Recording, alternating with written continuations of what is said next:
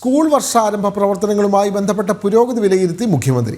ഈ വർഷത്തെ സംസ്ഥാന പ്രവേശനോത്സവം ആലപ്പുഴ കലവൂർ ഹയർ സെക്കൻഡറി സ്കൂളിൽ ജൂൺ 2-ന് മുഖ്യമന്ത്രി ഉദ്ഘാടനം ചെയ്യും. അന്നേ ദിവസം സംസ്ഥാനത്തെ എല്ലാ സ്കൂളിലും പ്രവേശനോത്സവ ചടങ്ങുകൾ ഉണ്ടാകും.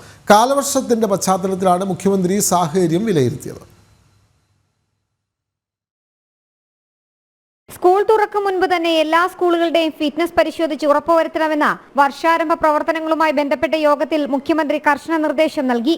സമഗ്ര ഗുണമേന്മ വിദ്യാഭ്യാസ പദ്ധതിയുടെ ഘടകങ്ങൾ ഉൾച്ചേർത്ത നവീകരിച്ച അക്കാദമിക് മാസ്റ്റർ പ്ലാൻ ജൂൺ 15-നകം പൂർത്തിയാക്കണമെന്ന് മുഖ്യമന്ത്രി നിർദ്ദേശം നൽകി. സ്കൂൾ ബസ്സുകൾക്കും കുട്ടികളെ എത്തിക്കുന്ന സ്വകാര്യ വാഹനങ്ങൾക്കും ഫിറ്റ്നസ് സർട്ടിഫിക്കറ്റ് ഉറപ്പുവരുത്തണം. ഇതോടൊപ്പം ഡ്രൈവർമാർക്ക് ബോധവൽക്കരണവും നൽകണം. പോലീസ് ക്ലിയറൻസ് സർട്ടിഫിക്കറ്റിന്റെ അടിസ്ഥാനത്തിലാവണം സ്കൂൾ വാഹനങ്ങളുടെ ജീവനക്കാരെ നിയമിക്കേണ്ടതെന്ന് മുഖ്യമന്ത്രി അറിയിച്ചു. സ്കൂൾ പരിസരത്ത് ട്രാഫിക് പോലീസിന്റെ സേവനം ഉറപ്പാക്കണം. സ്കൂൾ തുറക്കും മുൻപ് കാടുകൾ വെട്ടിത്തെളിച്ച് ശുചീകരണ നടപടികൾ പൂർത്തീകരിക്കണം.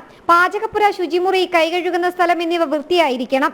ബെഞ്ച്, ഡെസ്ക് എന്നിവ ഉപയോഗശൂന്യമാക്കണം. സ്കൂൾ പരിസരത്തെ അപകട ഭീഷണിയിലുള്ള മരങ്ങളും മരച്ചില്ലകളും വെട്ടിമാറ്റണം. കുടിവെള്ള സ്രോതസ്സുകൾ വൃത്തിയാക്കി ശുദ്ധമായ കുടിവെള്ളം ഉറപ്പുവരുത്തണമെന്നും യോഗത്തിൽ തീരുമാനമായി. യോഗത്തിൽ വിദ്യാഭ്യാസ മന്ത്രി വി ശിവൻകുട്ടി, ഉന്നത വിദ്യാഭ്യാസ മന്ത്രി ആർ ബിന്ദു, തദ്ദേശ സ്വയംഭരണ വകുപ്പ് മന്ത്രി എം ബി രാജേഷ്, ഭക്ഷ്യമന്ത്രി G R Anil, chief secretary doctor A Jayathilak അടക്കമുള്ള മുതിർന്ന ഉദ്യോഗസ്ഥരും പങ്കെടുത്തു. ജൂൺ 2-നാണ് ഈ വർഷത്തെ പ്രവേശനോത്സവം നടക്കുക.